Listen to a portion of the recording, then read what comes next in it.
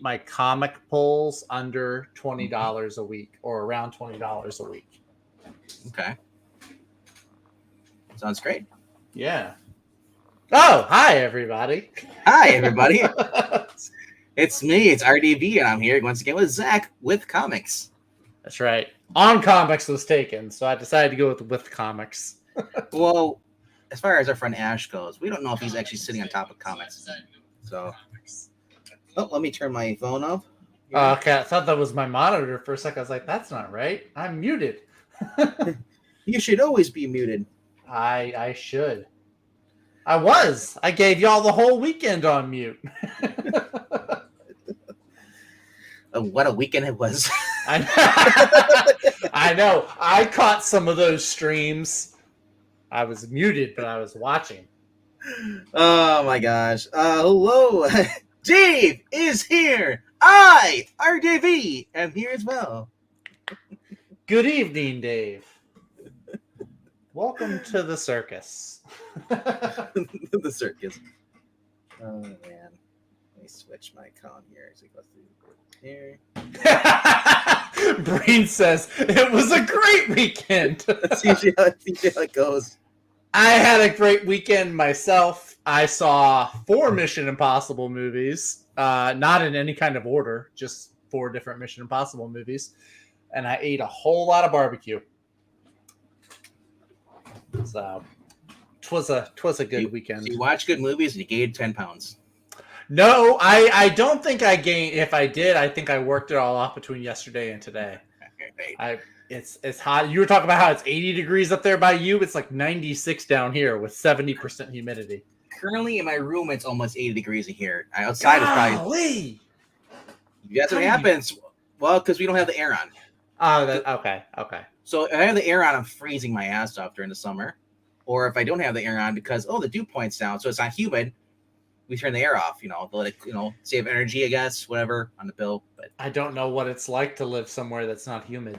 That sounds like a dream. It's not humid. It's a fever dream. I'm actually. I was just outside spraying for weeds, and I woke up and I worked up a sweat just standing there, just like moving my arm back and forth. I had to carry. I weigh one of those collapsible picnic tables. I had to carry it from the front yard to the backyard. My sister's like, here's a picnic table. So when the kids come over, like, you're never coming over to visit. And they dropped it off like 3 months ago, and no one's come to visit. Oof. So it's in the backyard in the pile where I cut around. It's in the scrap heap pile. I get one of there. I fold it back up. It's fucking right there. I almost thought about putting it up to the front road. It's like free. There are people that would pick it up. It's always nice when people give you gifts. They're like, "Oh, you guys want a picnic table? Here's one. So when we come over," and then they never come over. It's like, can you give me something better? Here's a case of beer when we come over. Okay, let me drink it because I know you're not coming over. Something I can use. Anyway, you guys are gonna come here to hear us bicker about that. Let's show off our comics here that we're talking about this week. And so this week, man, I have a lot of books this week. I'm shocked how many. And I did not put any of the 3 of the Xenoscope books. Supposedly, there's 3 Xenoscope books. Really? There's Van Helsing, Gretel, and Belle, which I don't believe there's 3 coming out this week. League Comics is always wrong. So you'll find out tomorrow when you get to the shop. I literally will. That's why I didn't put them in the thumbnail. I did not put them in my top 5 because I'm like, there's a chance they're being pushed the next week or one of them. Anyway, I think I went first last week. I honestly don't even remember. You probably did. I can't recall. Well, let's assume I didn't. I'll just go first. Go for it. You're running the show, sir. I am running the show right into the ground. I wasn't going to say anything. Speaking of people running something in the ground, X-Men Red. Superboy. Yikes. Look, it's a Spider-Man book. Oh, sorry, Superman. Sorry. It looked like Spider-Man Night Terrors. I was like, that's the crossover I want. Hey, it's still Joshua Williamson. All right. My number 1, surprisingly, or number 1 by number 5, surprisingly, is a book that I didn't think I'd be picking it up until I saw who's writing it. And it's Blade number 1 for my number 5. Wow. Okay. Yeah, Who's writing it? it's Brian Hill Ah, okay. with Elena Casgrande. You remember from the Black Widow? Oh yeah, the Black Widow artist. Yeah. Ah, okay.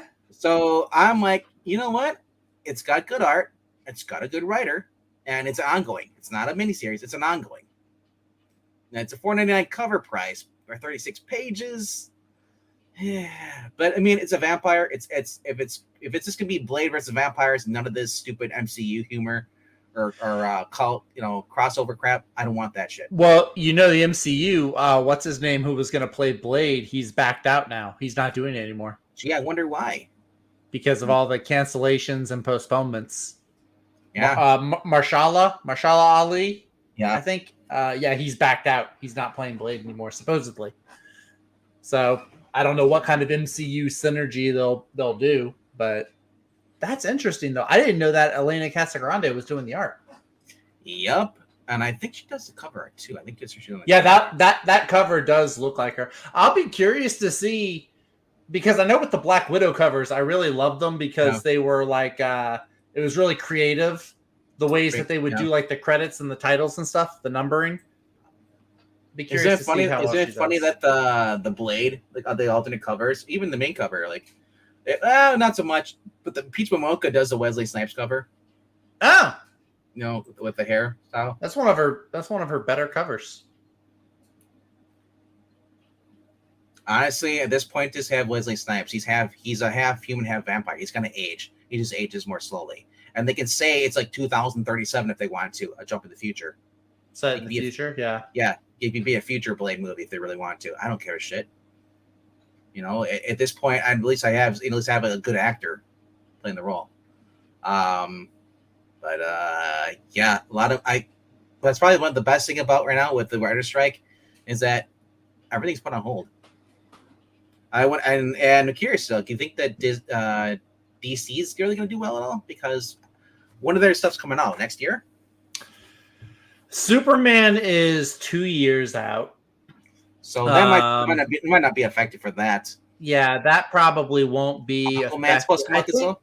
I think not Peacemaker, the Creature Commando show might have already been fully voiced, so they probably just have to do the animation. But I don't really know how it affects the DC stuff too much. I'm kind of indifferent to it. I've got enough stuff on my backlog that I could watch. You want this. Why would I? Is that the Daniel Warren Johnson? No, it's Kari Andrews. It kind of looked like Daniel Warren Johnson a little bit. Yeah, a little bit. That's kind of cool though. I just don't like the lightsaber look. I don't mind the lightsaber actually, but it looks like he's fighting werewolves and not vampires. Well, maybe that's just me. The hands here. Yeah, right there, that's just me. Well, it's upside down. See, it's up to the eyes. Yeah. But it looks like a werewolf. I guess so. Yeah. More like the mole men. Oh God, I did not miss that. I looked into the group chat and the first thing I see is Breen typing something like the mole man. I was like, yep, I'm out. I did not get a long enough break. Just kidding, Breen. RDV approve. So honestly, that is cool looking though. I like that cover A is actually a pretty cool cover A. It's the cover artist is this interior artist, so you know what you're getting as far as art style. This is legacy number 29. Really? I guess legacy numbers. What was 1 through 28? When was that Blade series? Unless it was like the one from the 70s or the 80s? No, they're counting the 2018 probably like that or something like that. Oh, okay. Wolf Pliers, yes. Vampire half. We just call that Michael. I finally saw a trailer for The Last Voyage of the Demeter, by the way. I get the hype now. Dude. I saw it with my sister and we were like, yeah, we're going to go see that. Well, especially when you know the whole story before Morbius, right? Yeah. The lab on ship, it's basically it was on the ship. That. It's based off of that. That's where they get the whole idea where Morbius is on a ship doing experiments, and yeah, that's basically this. What they're Demeter, the last voyage, Demeter. I picked up on those vibes. Yeah. Yeah. All right. I did not say blah blah blah. Blah, blah, blah. Morbius. I can't just wait. Carry it over to other villains. Okay, anyway. So if you were here at the very beginning, you might have caught this little thing I was telling RDV. I'm going to start doing this thing where I'm going to keep my comic book budget restricted to about $20 or so, and see what I can get. No, not one book a week. I can actually pick up. I did the math. I can actually pick up six issues this week. That's so actually kill you. I trimmed down my list. It was 11 originally, and I trimmed it down to 6. I also get a 15% discount at my LCS, so I get a 20. Hurt me that much. I get a 20. You get 20? Ah, jealous. So I got 6 books on my pull list this week. I'm going to give an honorable shout out to Guardians of the Galaxy #4, Jackson Lansing, Colin Kelly's series. You forgot that was coming out? Yeah, I saw. I'm like, it's Rocket finally. Yeah, they finally are bringing Rocket in. Yeah, I almost wasn't going to get it. I was going to drop, and then I saw they're finally introducing Rockets, and I'm like, I have to get it because Rocket's in there. Got to. But my number 5 is going to be Battle Chasers, number 11.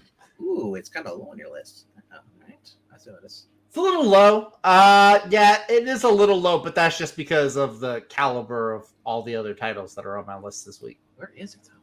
There it is. It might be. Yeah, see, it's pretty low on there too. So this is Joe Madureira doing the writing, not the art, which is a missed opportunity. But Ludo Lullaby, I believe is how you say his last name. His art is actually pretty solid. I like it a lot. It kind of has that same energy that Joe Madureira's art has. It's just Joe Madureira's cover right here. Yeah, he does do a cover. I believe it's John Boy Myers. John Boy Myers with the cover I'm picking up this week. He has 2. He has the cover C and the cover D. The D is the one. Oh, he does, yeah. He's got one with the main guy and then one with the main gal. The gal is the one I think most people will be going for. The cover C is not bad. The one with the dude on it with the giant sword. Only if they're connecting covers. That'd be awesome. I don't know if they are. They look like they might be, but I can't really tell. I can't really say. Cool. I'm just saying it would be cool if John Boy Myers' art would connect the covers, all the characters. But oh yeah, no, definitely. But yeah, this has been a fun little series. So of course, last issue number 10 was like the return after years and years and years of nothing, of hiatus. And so yeah, last issue we kind of have like a 2-prong. You have 2 separate story threads going. And so yeah, I read through it. I'm kind of slowly going through the original 9 issues, getting up to speed. But I'm very curious to see where it leads to. It's a fun little fantasy story plot. We have this guy. He's like a former veteran, I believe, of a captain of the Kingsguard, maybe. I think it was. And then the woman is like a rogue thief and criminal underworld. Yeah. And there's a little kid who may or may not be a princess. There's a robot golem. There's an old wizardy guy. Yeah. It's a very fun fantasy story. Kind of has some anime type vibes to it. Highly recommend it though. Very manga-esque. The girl is actually in the main here. I don't know if they listed here the characters. But Garrus is the main guy. You get the sword, you saw him. Yeah. But the girl, she's on the cover here, but she basically is the daughter of the main guy that Garrison served for. He's the main former knight, head of the King's Guards. And they went missing, and he had these awesome power gloves. Like I was just like, okay. Yeah. Little girl has these powerful gloves. Everybody wants them, including the king's kind of corrupt too. So it is cool to see that a series like this from the 90s has come back, and it's still going by the original writer. Yeah, and it's the original numbering. They didn't just relaunch it at number 1. They started at 10. 10 was supposed to come out like back in 2001 or 2002. Yeah, somewhere around there. It never continued. Yeah. So it's cool to see it back. I'm gonna go out, grab an issue, support it. It's a lot of fun. I highly recommend it. Yeah, now I want to see this in manga form. An anime, awesome. An anime would be cool. I'd watch it in anime. Yeah. All right. Wow, new Blade. The Zetascope offices are in Horsham, Pennsylvania, not too far from Philly. Wolf players, says Dave. Dave, 6-armed Spider-Man is underrated. They do look like they connect. Yep. Just trying to see what else is here. I know I'm Aranya. I'm watching as well. Right. Well, I'm gonna stay on here because this is actually my number 4. Right on. I am looking forward to this. Like I said, it is the book that caught me by surprise. Issue number 10. I didn't know about it. And I dipped in and looked at some of the art on it inside. I was like, you know what? This is actually kind of cool telling story. This is kind of like you ever play those games with Tales of Hysteria or the Tales games on PS2 or Xbox, where the Final Fantasy kind of you take the turn, I guess the turn time or the turntable. What are they called? They take turns. Final Fantasy, you take turns playing. Turn-based. Turn-based, yeah, and that's kind of what this felt like a little bit too. You had the old guy who's a wizard, and he had his lackey, or not his lackey, but his sidekick, the giant war golem. He's the last one, and it's kind of like in a fable like list land, you know. So I really digged it. You know, I really dug it, and I went out and bought the series. Man, got the trade. Zach got the trade too. It is worth buying. It's out of print though. So you figure you're gonna have to look for a used copy. But or if you're lucky, you'll find you might find the floppies in like $1. The only thing that's kind of sucks is the fact that Joe's not doing the interior art, but he's still in the story, so you're still getting a good story. And the guy he got to do the art is almost as good as Joe. He's not bad. No, he's not horrible. So you're not getting World Tree level. You're still on that with World Tree. Wait, was it World Tree or Blood Tree? Blood Tree. Sorry, Blood Tree. That's the one that who was it? It wasn't Venditti. No. Blood Tree is Tomasi. Yeah, that's right. Tomato. It cracks me up that you're still on Blood Tree. Well, it's a perfect example. I agree. I agree with you though, but it just cracks me up. It's a perfect example where art is so bad that you ignore it because the writer's so good. This is a different case where the art's still good. It's better than and the writers still a rewrite writer. It's still good writing. So yeah. And Battle Chasers really screams 90s video game. When I first saw it, I was like, it reminds me of Metal Slug. You know, all those games you see, Guilty Gear.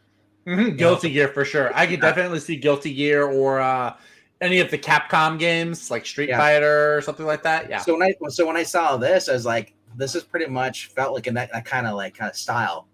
Mm-hmm. Definitely worth checking out. Cool. All right. We got some number 5. Did we get number 5 or just number 4? I think he's just coming in at 4. All right. Coming in at number 4. Frank Frazzetta's Mothman, number 2. It says on Big Quinn. All right. Mothman, Lord of the Cryptids. All right. My number 4 is one of my only 2 DC books. Actually, one of my only 2. If you say World's Finest, you're not cool. I'm not going to. No, you know what? You're not cool because I know you're not reading this. And it's The Vigil, number 3 from Ram V. I had to make budget cuts, and Vigil was the weakest link. I respect the budget cutting process. I do. But no, I've been loving The Vigil. I've got on a huge Ram V kick fairly recently. Our good friend Skip and Tosh got me really into Ram V, and I've been liking his Detective Comic stuff, and I've really been liking The Vigil.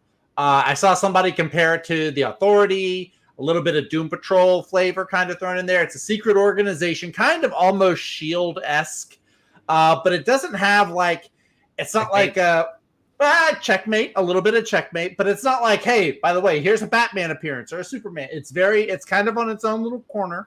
The characters and the storytelling and the superpowers that these characters have been, I think, really original, really fresh, which is, I think, is difficult to do for DC, is to do something that seems fresh to me. So I've been liking it. This is issue number 3. At the end of the last issue, they did allude to some big bad they're tracking, supposedly having ties to LexCorp.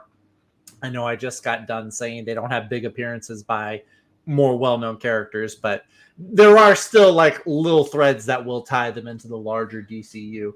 The design is cool. The art, Lalit Kumar Sharma as the artist. His art has been really good. It's a really nice. I'm really getting into like espionage / superhuman stories with like Secret Warriors and now the Vigil and just various spy comics. I've been really digging Secret Avengers.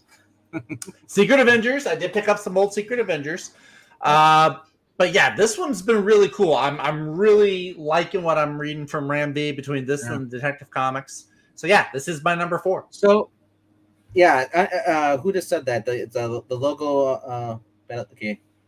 Oh, Beyblades. Yeah, it kind of does a little bit. No, Dave said the cover is a glowy sword, just like the blade.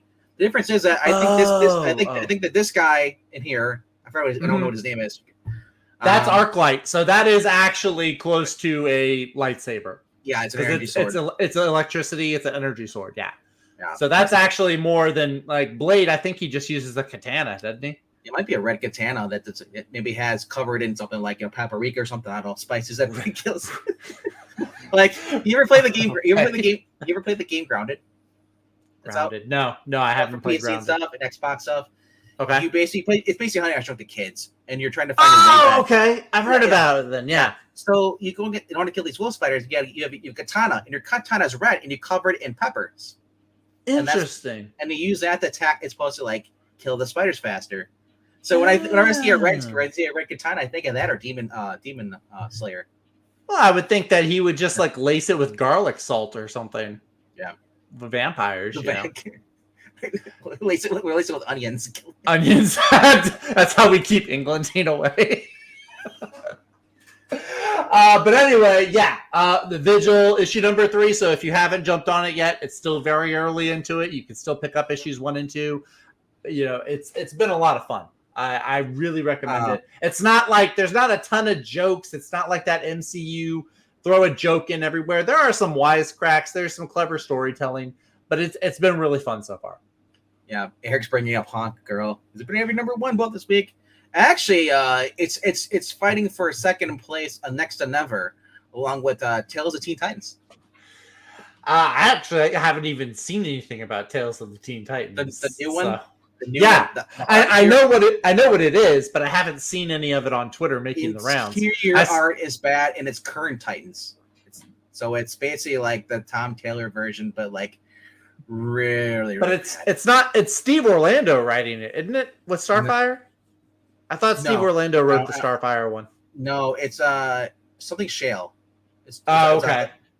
Steve Orlando might have the Raven one then. No, or the Donna Troy. I think it's Derek Shale and Shannon Shale or Hale or Shale. Anyway, okay. it's a couple, the married couple writing it. Oh, okay. Yeah, and the interior art is horrendous. I remember somebody said a comment. Basically, it's between. Somebody said like the Tom Taylor is worse than this, but this is not as good as as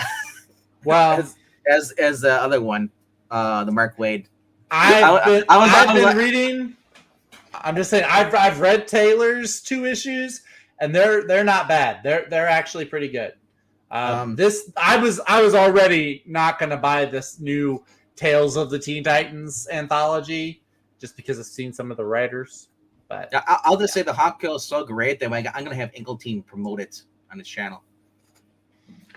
Why don't we talk about books that I actually want to read? I don't want to. I know I'm going to see it on the wall tomorrow. I'm going to actually count. I'm going to see how many issues of Hawk Girl are on the wall. Like, I want to know actually who's buying them. Because I'm betting right now Hawk Girl doesn't make it to issue 10. You're not going to see Hawk Girl on the wall. You're going to see Hawk Girl in the middle, in the where the back issues where they actually sell. It gives me Megan Fitzmartin Robin vibes. I just don't see it going. So Hawk Girl, I heard it's supposed to be 6-issue limited series. Oh, it's a limited series. Oh, okay. Well, it's definitely. If it's not a miniseries, I give it 15 issues, like the Robin book. Robin made it to 15. I thought it was less. Okay. Oh, wow. 15 or less items. Yeah. All right. Yeah. What you got for number 3, sir? My number 3, man, is Batman Superman World's Finest, number 17. Wow, it's only number 3? You're not cool, sir. Where are the apples, Breen? Is it even on your list, sir? You're going to find out if it is or not. It's not. See, you look at my list anyway. I actually didn't look at your list this time, but I'm assuming it's probably not. Fun book. We're gonna say this is the conclusion for this arc, because next week the Superboy sidekick is coming back. I saw that. Yeah, That's actually exciting. So basically, new Amazo, all the robots, and the only way to fight them is fighting robots with robots, man. That's what it looks like, at least. Rock'em sock'em robots, baby. Oh, man. And like I said, this is the world's finest when it comes to comic books coming out this week. At least for DC. DC has been a lot of hit or miss lately. But, man, this book will hit its climax, and you will enjoy it, and so will everyone else that reads it. What can I say about it? It is fun. It's Mark Waid writing good Mark Waid. This isn't like this phoned in Mark Waid. Dan Mora proves it once again why he is one of the best current artists in the business right now. Not the best, but one of the current best. Would you say he's in your top 4 or top 5 current artists? Top 5 or 3, right around there. Top 3. Okay. Yeah. I have to narrow it down because, like you said, there's a lot of good artists. There are. Dan Mora, I agree with you though. I think he is one of the top tier ones. I think we'll look back when 20 years from now. We'll look back and say like when this time period, who were the best artists, and everyone's going to bring up Dan Mora. Because no matter where he goes, his art is phenomenal. Power Rangers, Turtles. Not just like with him, it's not just like his art style, but it's also like the way he lays out his panels, the way he tells the story. Like the style is part of it, but there's also just like the way he uses space on the page. The only thing that make these stories better with Mark Waid better is the caption boxes. Give me back the narrator boxes. Man, that'd be awesome. But yeah, why aren't there go checks on this? But anyway, this is my number 3. There is a Cliff Chiang. Who? It's Chiang. I'm not gonna pronounce Chang. I think it's Chang. Yeah. Get out of here, Ash. That haterade. Saying Dan Mora sucks. Yo, I like that Green Arrow with the boxing glove era. That's awesome. We're unlike other countries, we're allowed to hate on stuff that other people actually find good. There you go. It's his prerogative. It's his choice. He has that right. He's not Canadian. You know? Really, Breen? You think so? I saw some of the interior art. I wasn't very impressed with it. He says the art on Hawk Girl is very good, and hopefully the artists will get to do books that don't suck down the road. I wasn't too impressed with what I saw from the Hawk Girl interior. You know, this character has nothing to do with the book. I don't know why they threw her in there. Who is that? It looks like Mr. Mitsaplex. It looks like Magpie. Mistress. I don't know. I think it's supposed to be Magpie. Yeah. Yeah. Ha ha, Ash. Ha ha. Good save. You got me. He says, how else do you think he drinks with a straw? He sucks. What's wrong with straws? Jeez. Nothing's wrong with them. I didn't say anything was wrong with them. Yeah. All right. So that is my number 3. All right. Ash, you better have my next 2 books on your list for this week. Otherwise, you're not cool. Before I get to mine, I do want to point out our friend Undead Quinn. His number 3 book this week is I Hate Fairyland, number 7. He's picking up the cover B. Nice. My number 3, though, is something that I was not late getting on the boat of. Something I think it'll be a new favorite of mine for the foreseeable future. That is Void Rivals, number 2. If you have not read Void Rivals number 1 yet, you probably had what's so special about it spoiled for you. In which case, I apologize. But everybody talks about the Transformers, the G.I. Joe aspect of it all, and that's all really exciting and awesome. But I'm also really interested in just these 2 characters that Robert Kirkman introduced in issue number 1. These 2 enemy pilots, they're trapped on a planet together, trying to get off world, limited parts of their combined junked up spaceships. The artist, Lorenzo De Felici, does a really, really great job. I really like his art style. I'm looking forward to looking at more of it as the story goes on. But yeah, Void Rivals has been great. Robert Kirkman, just I mean, he's got all these. He's done Walking Dead, of course, and Invincible and Firepower, and so it's really nice to see him do like more of like a sci-fi space type story, which is really neat. Yeah, I don't know if you need me to tell you more as far as selling this book. I don't know what else to tell you. The first issue was a blast.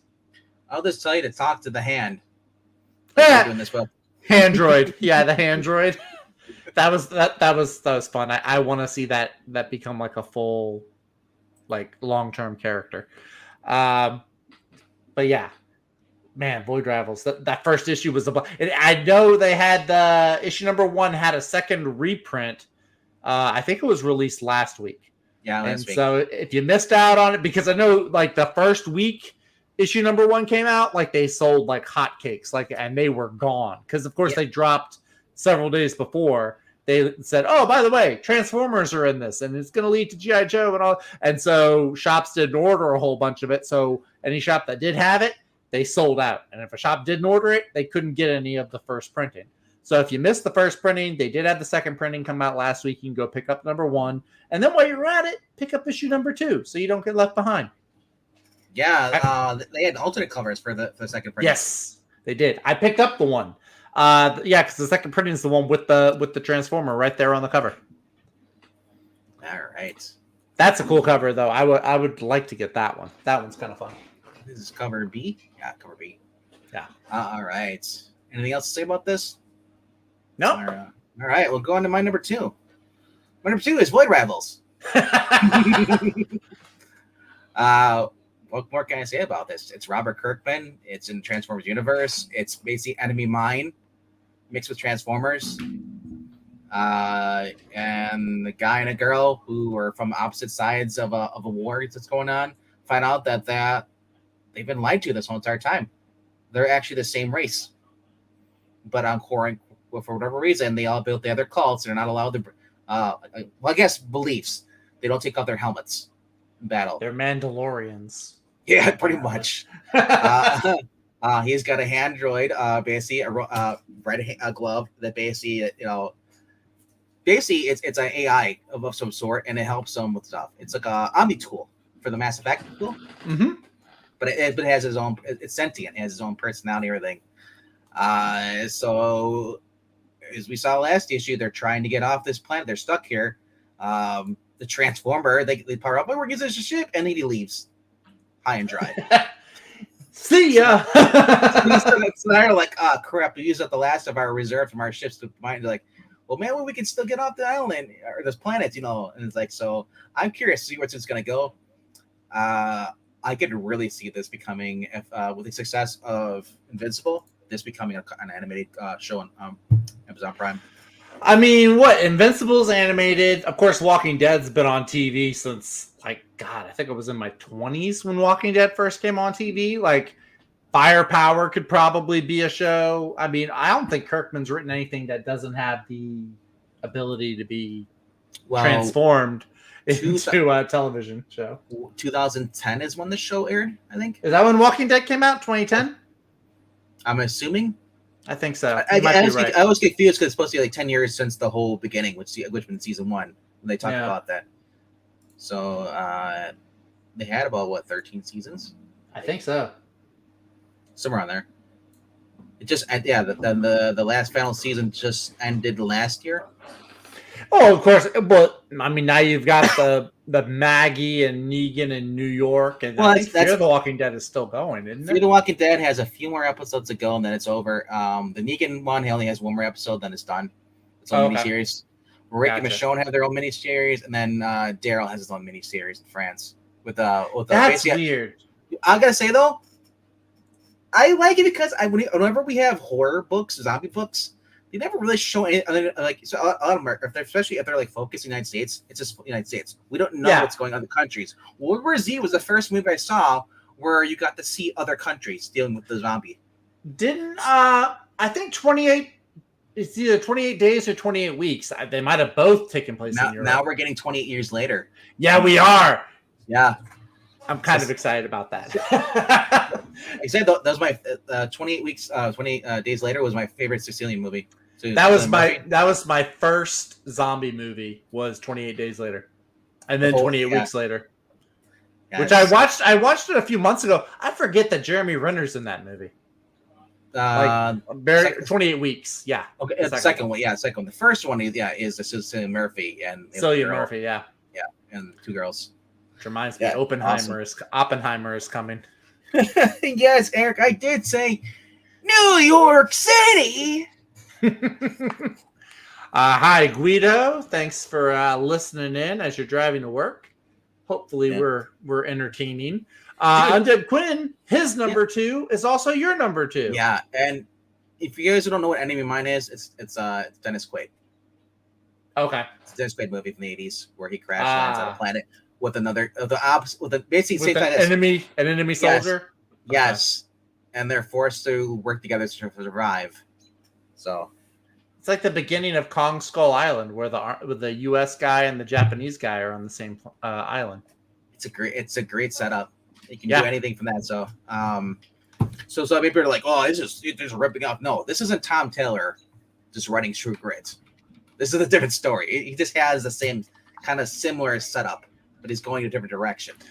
Well, I mean, to be fair, almost every story takes something from another story. Like I think you got to be really, really creative to make a completely original premise.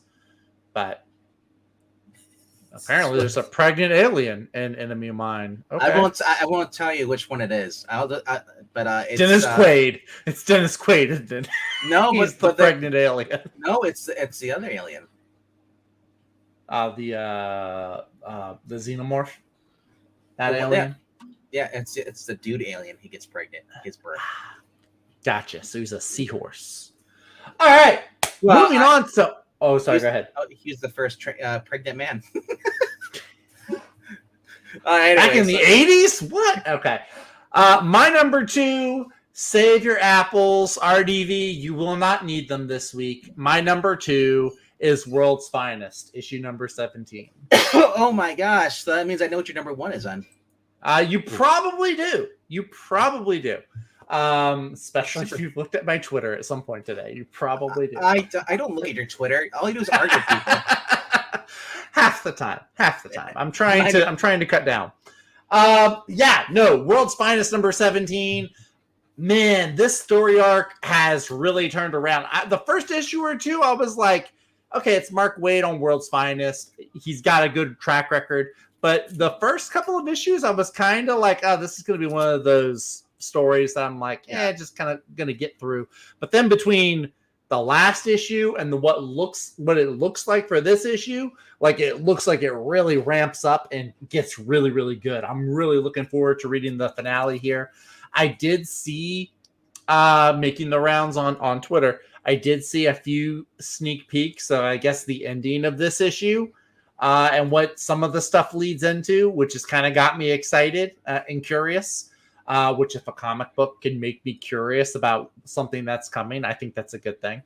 But yeah, the story so far has been really cool. I like the whole robot AI Terminator taking over vibe. The fact that it's not... it is Superman and Batman at the center of it, but then you've also got like almost the entire Justice League as a supporting cast around it. Last issue, we had like Flash, Wonder Woman, Green Arrow, all like playing these supporting roles.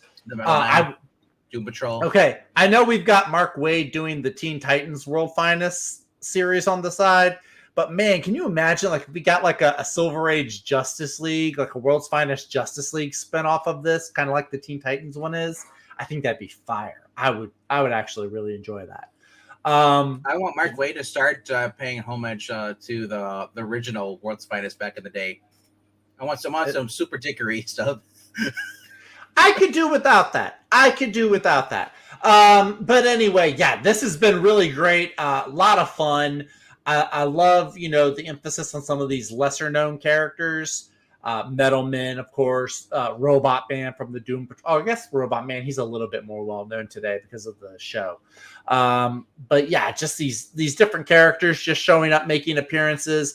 And also just, like I said earlier, the way Dan Mora draws out the panels and the pages, the guy does not waste space. He does not do the Marvel interview method Or I guess DC's done it too, Skip- where it's just Skip- like a person sitting there for 9 panels and it's the same picture just 9 times. He doesn't do that, which I really enjoy. The best way to describe this is this is a very upbeat, inspirational comic book, fun, enjoyable, believable, Mm-hmm. and it's better than Future State Part 2. A lot of stuff is better than View. Oh no! Hey! There was some good night. There was some good Night Terror stuff last week. Well, sure. The Mark Waid Shazam. That's about it. No, actually, the Mark Waid Shazam was the worst of the 4 that I read last week. Better. No, the Zatanna Robot Man. Zatanna was horrendous. It was the best one. What are you talking about? They're saying that they're going to give Zatanna and Robot Man their own limited series called Hex and Violence, and I actually really want to read it. I did not know that I wanted that Brave and the Bold team up. But anyway, this is my number 2 book, World's Finest. This is issue number 17. There are 3 books that you should be reading from DC. This is one of them. The other 2 are Green Lantern and... Are you okay over there? No, I'm thinking like Marvel's gonna have their own with Aunt May and Doc Ock, Wheat Cakes and Sex. What the hell? What the my mind's eye. Those scams! God. Get off go with your number 1. That hurt my eyes. God. You why? saw Guillotine? My eyes! Almost. That's just as bad. Doc Ock, Aunt May team up book. No, thank you. Come down to number 1 for number 5. Number 5 was Please. Blade by Brian Hill. Number 4 is Battle Chasers. Number 11. Number 3, as you saw a couple minutes ago, was World's Finest. Number 2 was Rebels. So you kind of had an idea what my number 1's going to be this week. If you don't, you don't. Night Terror's Nightwing. It's New Mutants. Ugh. No, it's actually Mark Millar's Big Game number 1. Game, not gay. Rhaegar, you're here going to say big gay? What? I look forward to this. I'll have to read Wanted. Whatever, how many issues are that tomorrow before I read this? Yeah, that's what I heard. But honestly, I don't know. I don't think I'll have to read Wanted to understand what's going on. Mark Millar is not one of those writers where you're like, he just throws you in if you don't have knowledge. I feel like it would be complimentary, but maybe not essential. Yeah, I feel like maybe that's the best way to put it. Like I'm going into this, and I never read Kick-Ass. I saw the movies. Yeah, exactly. So Wanted. So, but I'm looking forward to this because I don't even give a shit about Kick-Ass and all the other ones. I want to know what Nemesis is going to do because Nemesis is not a team player. If those who've been following Nemesis is a guy. He does fights because he's fucking bored. I'm curious how long it's going to take for him before he betrays, just kills everybody, or is he going to help out the heroes? I mean, what's going to go on? But Ash, don't tell me what to do. He also says he DM'd the Geeky Puppet Show. So I don't know if one of the puppets needs to DM him or what. I don't have that type of jurisdiction. I just don't. I'm screen sharing here.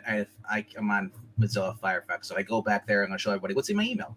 Yes. So don't dox yourself, please. Anyway, so I'm looking forward to this. This looks fun. I wonder how many issues it's going to be. It's going to be like. Well, it said mini-series. I only see 3 issues listed on League of Comic Geeks. Because I haven't watched. Hope it goes for more than 3. Yeah, the other one was Jupiter Legacy, which I have no care to ever read. No, I know of Jupiter's Legacy. I know the basic story, but I'm sorry, Frank. Quietly, just no. I'm sorry. I do like the Jay Lee variant though. The one with Kick-Ass and Hit Girl. That one looks like a lot of fun. It is. I'm so glad they're actually using the real Kick-Ass, not that crappy one that get canceled. Well, that wasn't Mark Millar who wrote that one. That's what I mean. I'm glad they didn't use that one again. Why would he? It's not his. he owns the rights to the actual thing, so I'm sure he could probably use the character he wants. Oh, you think? Oh, maybe. Oh, who knows? Okay, so that's issue 105, so it's gonna be a 5-issue miniseries. Okay. 105. Oh, okay. Cool. Top Secret, Forbidden. Yeah, Forbidden J.G. Jones variant. We're gonna have to wait and find out what that one's all about. That's a great cover. It's all white and safe for you. I do like the San Diego Comic-Con one. I think it's got what's his name from King of Spies on the cover with Nemesis and Girl from Wanted. Yeah, I haven't watched that. I haven't read that either. There's still a lot of books I haven't read. Dude, yeah. For speaking of spy books, King of Spies, fantastic. It's on my list, and it's when I always go to read it, I always forget it reads like an older Pierce Brosnan James Bond. If I had to come up with, like, honestly, I would cast Pierce Brosnan if this was being made into a movie. I would get Pierce Brosnan to play the guy. Yeah. Yeah. Dave says, "Do it now! Get to the chopper!" That was not my best. I need to reply back to Ash. Okay. So I saw earlier today that Mark Millar actually did an interview with Nerdrotic. Really? Now, after seeing what Pepe Larraz looks like, I was like, well, maybe he thought he was doing a Zoom call with Pepe Larraz and just ended up being surprised. Because Pepe, he kind of almost looks like Gary, but with a slightly smaller beard. Yeah, no, he did a podcast or something with him. I actually kind of want to give it a listen to. But yeah, I've been a huge Mark Millar. I've jumped recently onto the Mark Millar bandwagon. Took me long enough, but I finally made it. Yeah, Pepe Larraz. Kind of. Doesn't he look a little bit like Nerdrotic? Just a little with the glasses and the beard. It's uncanny. Anyway, he might have better taste in movies. He might. That's true. He might have better taste. He might like everything. He might like one movie more than Gary. What is this? That's a cool one too. I like that one. All with right, Nemesis and the reward billboard. Do you want to count off your books, your sure. 5 through? Sure and then we'll just stay on this. And then we'll just stay here. Way to give away the ending. So my number 5 book this week is Battle Chasers number 11. Coming in at number 4, we've got The Vigil, issue number 3. Number 3 is going to be Void Rivals number 2. My number 2 book is World's Finest, issue number 17. And if you haven't guessed it already, Big Game number 1. This is my number 1 book of the week. I have been looking forward to this, since... What was that issue? I read an issue. Was it Nightclub? It might have even been King of Spies, where I first saw a page talking about the Big Game. And then hearing the rumors that it was going to be all the different Mark Millar franchises, all mashed up together. And I've been reading through some of his stuff. I read through like the first volume of Magic Order, Nightclub, Nemesis. I saw the Kick-Ass movies. I haven't read Kick-Ass. I've read and seen some of Jupiter's Legacy. So there's still some stuff that I have to go through. I never read the Kingsman. I love the Kingsman movies, but I never read the Kingsman. So the other thing I'm really curious about this is the Magic Order is being pulled in this event too. It's listed right here. Yeah. So I'm wondering how that's going to affect everything. Nightclub is going to be in there too, and Chrononauts. Yeah. Well, I have the 2 trades of Chrononauts I need to read through. But I'm just disappointed we finally get a Frank quality cover and it's wasted on Jupiter's Legacy. Actually, you know what? As far as Frank Quietly art goes, I will give credit where it's due. That cover is not bad. It almost looks a little bit more like he's trying to emulate Daniel Warren Johnson. Just like a little bit. It's like an old man in pajamas. Okay, first of all, the character and that guy in Jupiter's Legacy, he's a badass. He's cool, which means he'll probably die in this. But in the very first issue. Maybe. Mark Millar, he could go for the jugular. I think there are going to be characters that die. So right here, the main character is Kick-Ass in this issue in Nemesis. And it looks like we got cameos. Yeah, Hit Girl. We got. I'm sure there's going to be a lot more than just those There he three. is, Danny Garcia. Yeah, that's a nightclub guy, isn't it? Yep. Yep. Amy Chen is also from there, and then so is Sam, I think. Yeah, so these are going to be the vampire kids. Yep. But I'm sure there's going to be more though. I mean, that's probably just. So here's my prediction that Nemesis is going to kill all of them. Nightclub is going to be coming back for a volume 2. I do know that. After this current volume that he's on, he did say it's coming back for a volume. The only ones those are going to survive would probably be the vampire kids, and maybe Mindy McCready. I think Kick-Ass is going to die. That's my prediction. I think dude from Jupiter's Legacy probably would. Magic Order, I don't even know. And if they do all die, will they not just be magicked back to life like in volume 1? Who knows? But yeah, well, that's if she uses the Wanted. I think all the people in Wanted are most of the people from Wanted. Well, in order to be magic back to life, remember you have the life for life. Yeah. And then there's the Chrononauts. I mean, there's time travel shenanigans involved with Chrononauts. I mean, who knows what's gonna happen? Kingsman. I mean, it really is. I love it because these are all just wildly different stories and genres, and it just boggles my mind even thinking how they'll all gel together. All right. Anything else to say about this before we go to the trades? God, it looks so good. I've been waiting for this for so long. Right. Ash, I didn't need to read Jupiter's Legacy. I watched you read Jupiter's Legacy on your channel back when you used to do story time. So at 2 or on guard or whatever they say.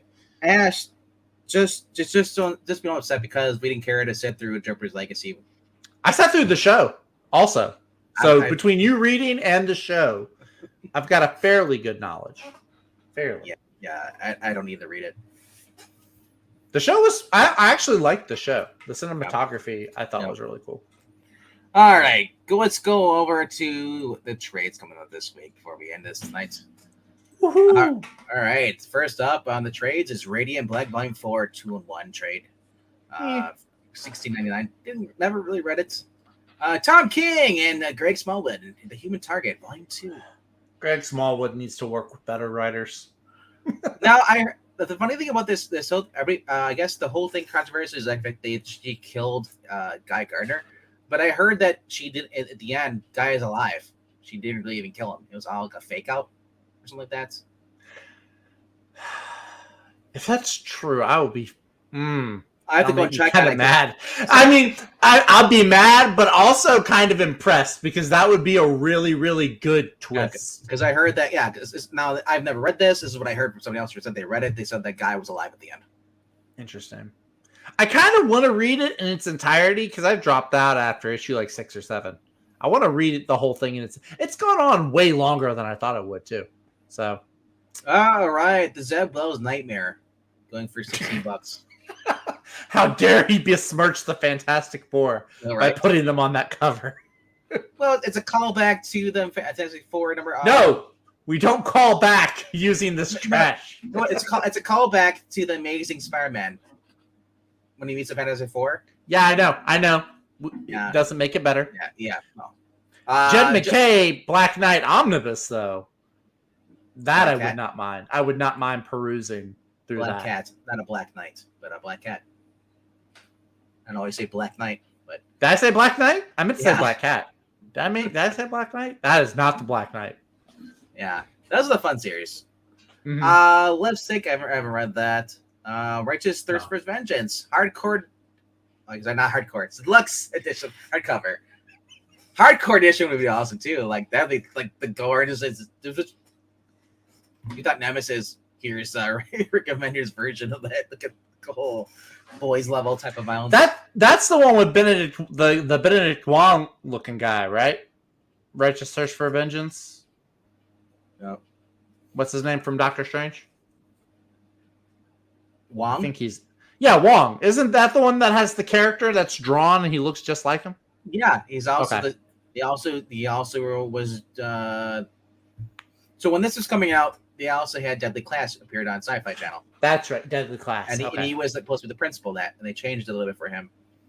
So I'm still pissed about that show being canceled. It's awesome. All right, then we're going to Batman Arkham Catwoman, pass. Meh. Batman One More Day, pass. Turtles, pass. One Bad Day, Mr. Freeze, pass. Black Cat, there's the other on the best cover. Young Justice, right. Targets, this is all right. Wasn't bad. It's better than the show. That's not a high bar.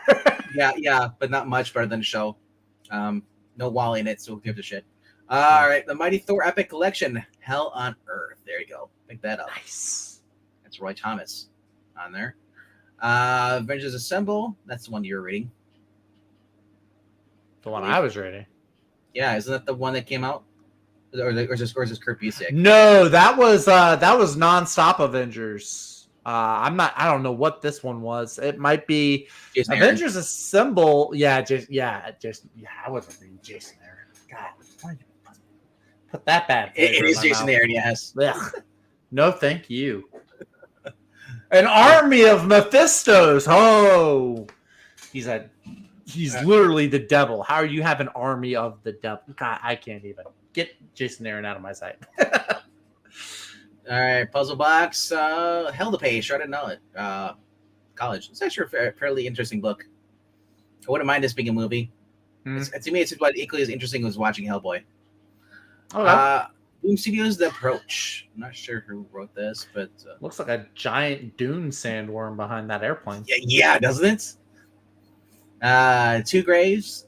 Never heard of that. 8 Billion G's. Look at that hardcover edition. Nice. This is exclusive San Diego Comic-Con convention variant. Very cool. Moon Girl, Devil Dinosaurs. We don't care, but We Live. It's up here. Age of the Paladins. I remember people loving We Live, so there you go. It's collected finally, volume 2. If you haven't read this, fun series. Is that the relaunch or is that the original? No, this is the throwback series, miniseries. Claremont. Yeah, the one that just came out. Yeah, it wasn't a relaunch. It was just a callback. You know what I meant. Whatever. Yeah. Okay. All right. So then we got Avengers Omnibus 1 through 30 coming out. Nice. If you want it in the hardcover, 30 like this, cool. But if you want to get the little Marvel Masterworks for cheaper, for $15, you get like 11 each. So you get 3 volumes and you have like more than this. So I recommend getting the smaller books. And then plus for those who don't like carrying heavy books or boxes all the time, get the little books. There's the other cover. Yeah. This is the book one of Sean Kennedy Phillips. Or Sean Phil Kennedy, whatever his name is. Philip Kennedy Johnson. Oh, sorry. Whatever. It's, you know what I mean. The guy who writes this, but he writes this better than he writes Superman. Honestly, it really feels a mixture between I want to say Timothy Dalton, Pierce Brosnan, and Daniel Craig as far as the Bond personalities go. And it's Bond going rogue again to stop international basically villain that's basically taking control of all the digital airwaves. It's basically like the Patriot Act, but falls on a terrorist. Another terrorist who has control of and he controls all the security measures. Your phone, satellite, Doesn't it sound like sounds like a Mission Impossible movie? Yes. I'm not going to say which one, but it sounds like. And it gives soldiers like these nanites, basically give them like not superpowers, but super strength and stuff. So they're more resilient. Very fun series. Rick and Morty versus Cthulhu. Dalton likes this. It's got Jim Zub writing on it. Dalton likes that? Cthulhu. Okay. I was about to say Dalton's reading Rick and Morty. Never heard of this though. This is Dan Panazin, and I forget who the other person is, but this is another crime book. Yeah. There you go. Here's a hardcover for Masterworks and Marvel Spider-Man. Actually, Spectacular Spider-Man, Volume 6. Peter Parker. Ghost Rider, Volume 5. Here. And then, that's it. Mika the Howler. What the hell? I think of Holler Mouse whenever I think of Holler now. Mika the Holler Mouse. All right. All right. So that's what's coming up this week. I hope you guys had fun. Check out what's going over on I Love Comics in about a half an hour. And we'll be talking about I guess I'm not the ratings anymore. You can just get my face off the screen. So StreamYard likes to lag for me a little bit. I'm using Firefox That's and okay. lately. All right, what's going on the chat here? Let's see here. The current company screen is going to have a massive push in the next 5 years of indie successful IPs thanks for the Big Two failure. But the Big Two hasn't really failed though. Everybody says the Big Two is over, but they're still going. Well, yeah, but the sad is that they're on fumes and they're still going, where other companies are struggling to put out books. I know IDW is because they're the ones that lost all the Hasbro licenses. Yeah, no, I Marvel. Honestly, I was thinking about this earlier today. I bet you it won't be too much longer if they keep on doing flops like they are. It probably won't be too much longer until Disney starts looking for someone to sell Marvel or Lucasfilm. Maybe not both, but one of them for sure. The best thing for Marvel to do is be sold by Disney. That way they can start doing that would be the best thing. I think it would be now it would suck because then you lose I don't know how movie rights and stuff work. But you imagine Elon Musk buys a Marvel comic books and they just go back to where they were. That could be because Marvel, I think they're directly owned. The publishers, Marvel Publishing, is directly owned by Disney. I think Kevin Feige's over them, actually. I don't know. Yeah, and Ash is right. Yeah, Ash is right though. Marvel and DC are only still going because they're subsidized. They have Disney and Warner Brothers backing them. That's the only reason. Their IPs, whether it's comic books, TV shows, whatever they own, those are money making IPs. Yeah, so exactly. Although Disney's not doing so hot though with that. I don't think Warner Brothers is necessarily. Now they just had the huge change up with the movies, but so that kind of is to be seen how that works out. But all I know is right now DC's putting out better books than Marvel right now. Marvel's got 2 books that they're putting out that are really really good. I was gonna say Ghostmaker. No, I mean Moon Knight. Moon Knight has been phenomenally good. Yeah, they celebrate their 25th issue. Mm-hmm. It's a milestone. It's a milestone. Nowadays it is though. Well, for good books, they're gone within 12 issues. Jackson and Kelly's Captain America is gone at 10? I think it only made it to 10. Yeah, to be fair though, they're retconning Captain America, and I don't like that shit either. Well, I mean, they do have J. Michael Straczynski coming in to write Cap though. True. We'll see how that goes. If Straczynski wasn't coming in, they'd still be on the book. But they're moving. They're doing a Thunderbolts book though later on this year, kind of spinning out of Sentinel of Liberty. It's a lot of the same side characters, so it looks like a Secret Avengers thing because of how it synergizes. I'm trying to think all the Image books because I don't count Skybound as being Image. If you're counting that, well, isn't Skybound owned by Image? Subsidiary run by Robert Kirkman. I think, subsidized or whatever. Yeah, it's because Image is on all the Skybound books, their logo's on them. Yeah, so I'm trying to think because Image books that we're reading right now that are actually good. I mean, Battle Chasers is Image. We were talking about that. Boy Rivals is Big Game. Big Game is Image, isn't it? All the Miller World books. Yeah, like I said, I don't count Skybound as Image. It's I just Image when they call Image. Books directly. Skybound is kind of Skybound is a better version of Image. Do you call so wasn't Vertigo owned by DC though? But Vertigo was before, wasn't it? Before it bought by DC? DC bought it. Was that how it went? Or was it made for DC? But I don't know. I still count. You still count, even though they're owned by DC. It was the mature version, and I still count as 2 separate entities though. You can, but I mean, I'm just saying overall, it's okay, if this is Vertigo or if this is Skybound and Image is above them, it's still at the end of the day, it's still an Image book.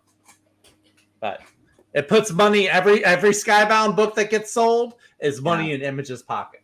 So. Like I said, I still count Skybound as being Kirkman.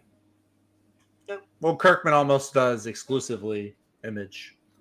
Yeah. Or Skybound, whatever you want to call it. Because I've seen some of the other Image books coming out and they suck compared to what's being put out by Skybound. Some of the Image, but then look, DC has good books, and then they got the books that look, for every World's Finest, there's a Hawk Girl. Okay, for every Green Lantern, there's a Young Justice. Yeah, it was a DC imprint.